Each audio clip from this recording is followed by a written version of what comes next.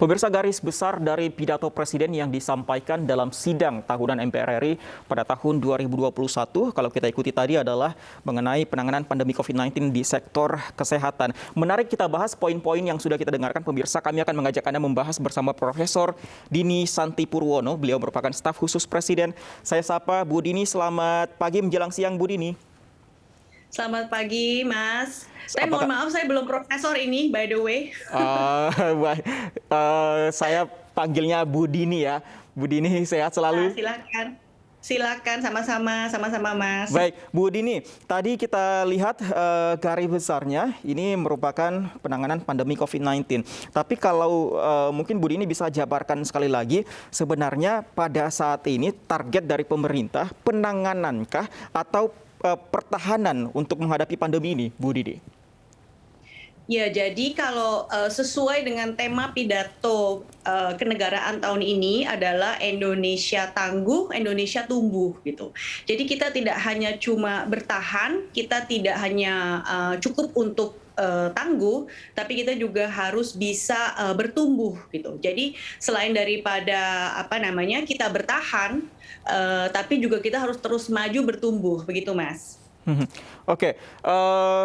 Tadi ada beberapa poin juga yang menarik Bu Dini disampaikan oleh Pak Presiden.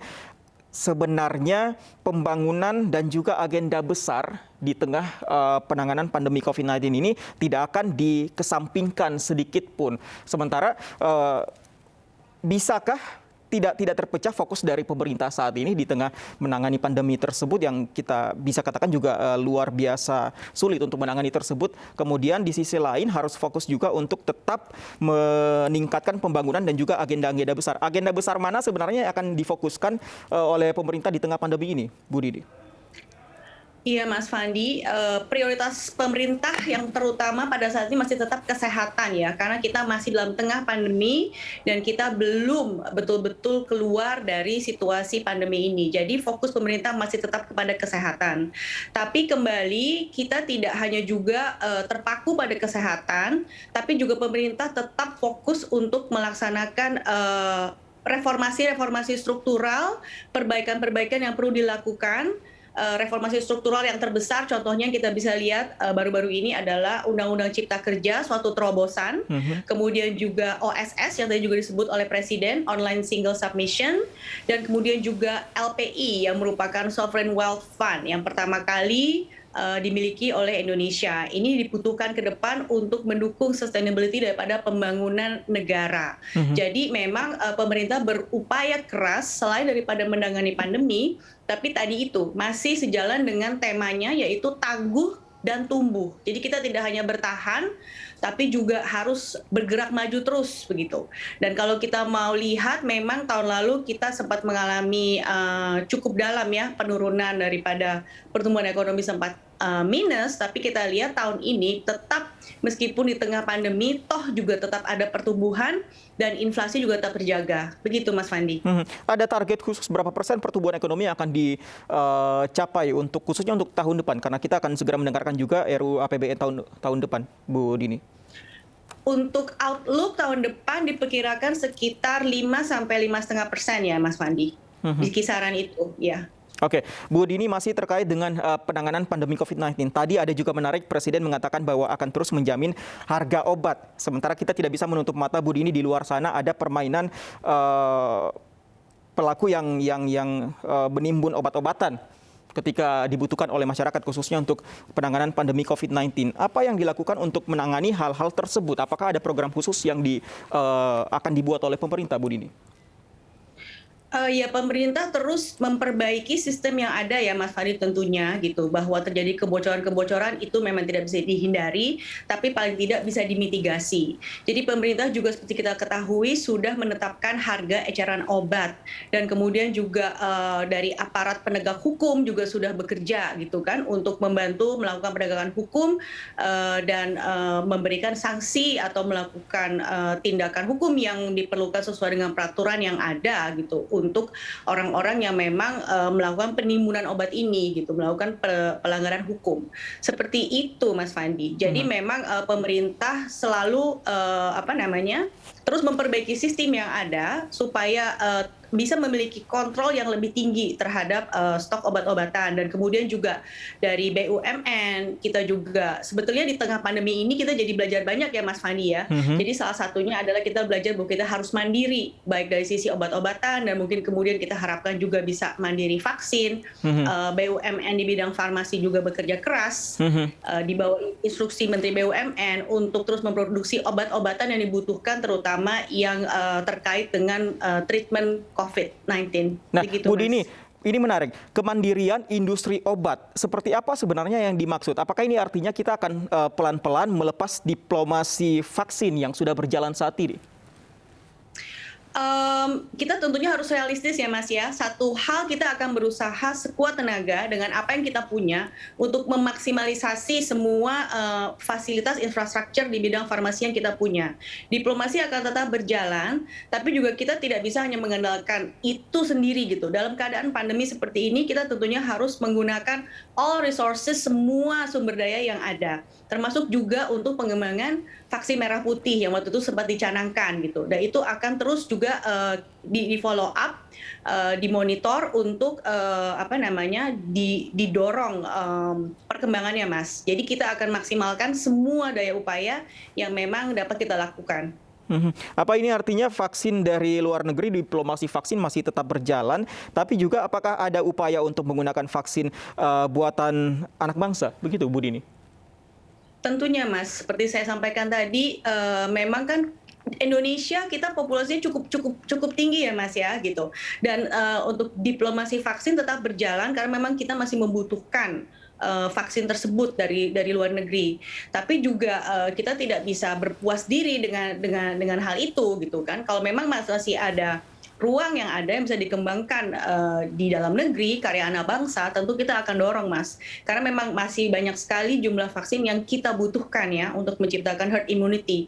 Meskipun pemerintah berusaha keras dan Presiden juga sudah memberikan komitmen herd immunity ditargetkan akan terbentuk paling lambat akhir tahun ini. Nah, herd immunity ini ditargetkan tahun ini, akhir tahun ini akan terpenuhi. Bagaimana dengan kendala seperti masyarakat yang tidak bisa mengakses program vaksin tersebut, Bu Dini? Kembali pemerintah juga terus melakukan memaksimalisasi kerjanya gitu ya, bahwa memang terjadi kendala di lapangan itu memang dicatat, diperhatikan, diketahui oleh pemerintah dan upaya-upaya terus dilaksanakan untuk membuka akses vaksin seluas-luasnya terhadap masyarakat. Bahkan sekarang juga memang ada pro dan kon ya Mas ya. Tapi salah satu cara untuk mendorong orang-orang untuk mau divaksin itu adalah dengan syarat-syarat gitu kan yang diterapkan untuk supaya masyarakat bisa masuk ke dalam suatu ruang publik itu untuk transportasi, mobilitas. Nah untuk akses juga terus ini pemerintah melakukan kerjasama dengan berbagai pihak termasuk juga dengan swasta. Gitu dengan Kadin baru-baru ini juga saya dengar terkait dengan vaksin gotong royong yang sempat pro and con, tapi tetap ini diupayakan kerjasama seperti ini seperti tadi Presiden sampaikan, kesuksesan daripada kita menangani pandemi ini bisa hanya terletak di tangan pemerintah gitu Mas ya. Tidak bisa hanya di pemerintah pusat, tapi juga harus kerjasama yang baik, ada kerjasama yang baik, koordinasi oleh pemerintah daerah dan kemudian juga swasta. Jadi semua bergerak. Dan makanya tadi Presiden juga sempat mengangkat bahwa sebetulnya di tengah pandemi ini kita banyak belajar gitu. Bagaimana sifat patriotisme, nasionalisme, solidaritas, gotong royong itu justru diperkuat melalui pandemi ini. Begitu Mas. Nah kerjasama di bidang vaksin tersebut dengan berbagai pihak termasuk swasta bisa kita kaitkan, mungkin ada benang merahnya dengan kemarin pengumuman dari Pak Presiden sebelum hari ini, sebelum pidato disampaikan kemarin ada yang menarik, Presiden meminta untuk Menteri Kesehatan untuk menurunkan harga. Apakah ini memang satu program yang berkaitan, Bu Dini? Sangat berkaitan Mas, karena memang kuncinya seperti disampaikan Presiden adalah kita harus cepat gitu kan.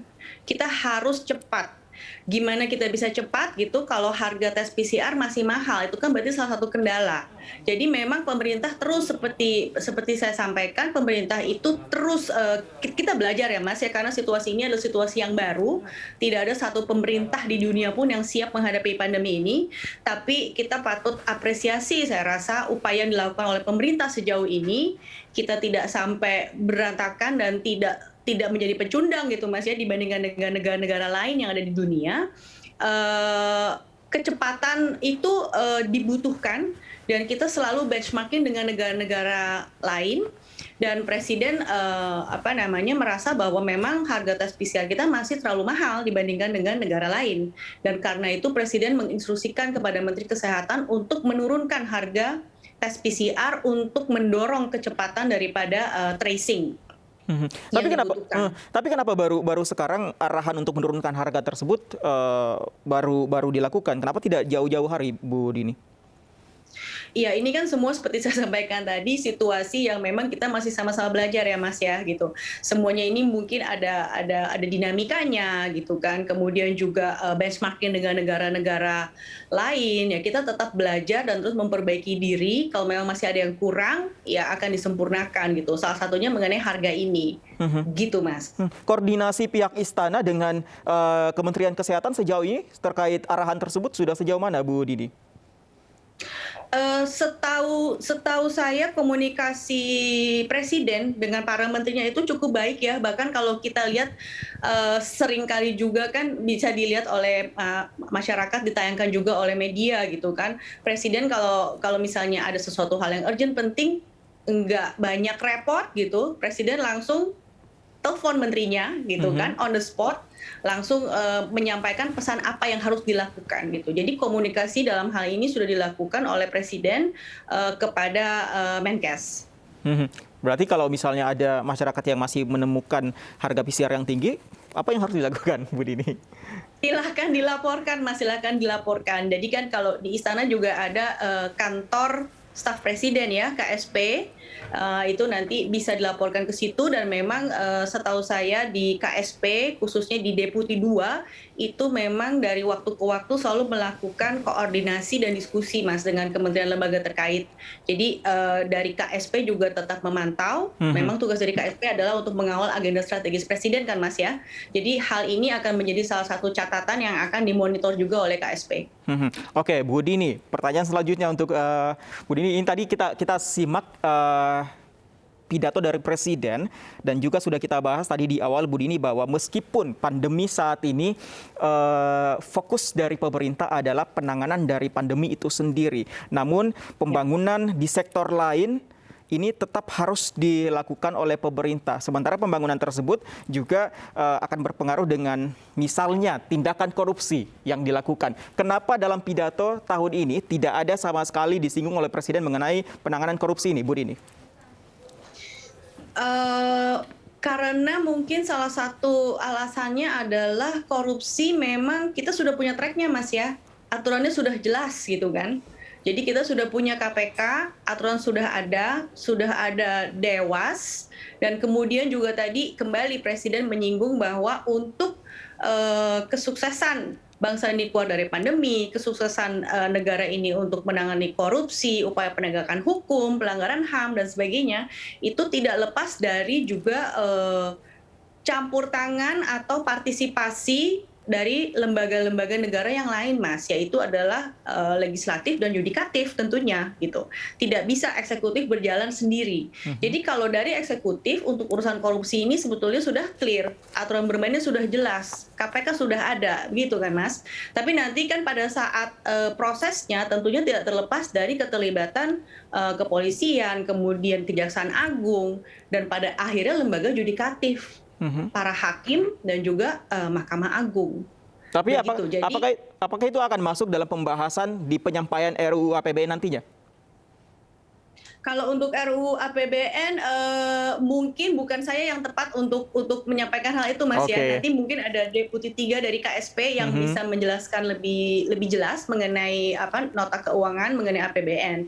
Baik. Begitu, Mas. Tapi juga kan Pak Presiden di akhir pidatonya memberikan apresiasi kepada semua lembaga dan juga mendorong untuk semua lembaga negara, baik itu eksekutif, yudikatif, dalam hal ini mungkin berarti yudikatif dan eksekutif ya, Mas, ya, untuk Baik. sama-sama kita menyelenggarakan